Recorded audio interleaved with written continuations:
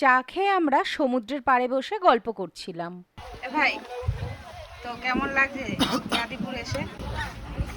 আমার এখানে এসে তো খুবই ভালো লেগেছে। আর একটু ভালো লাগতো যদি আমি জলটা আরও পেতাম, কিন্তু কিছু করার নেই, সিজনটায় জল খুব একটা থাকে না। আর এখন যা ভিউ আছে, সুন্দর হাওয়া চলছে, তো একটা ভালো উইকেন্ড কাটানোর জন্য আমার হিসাবে জায়গাটা খুবই একটা ভালো। রিতেশ, বল ভাই যে এই হঠাৎ করে যে প্ল্যানটা হলো, এই প্ল্যানটাতে কেমন লাগছে? এই উইকেন্ডটাতে ঘুরতে এসে হঠাৎ করে কোনো সেরকম আমাদের থেকে প্ল্যান ছিল না, আর রাত্রিবেলা প্ল্যান হলো, সকালবেলা ভোরবেলা আমরা বেরিয়ে পড়লাম।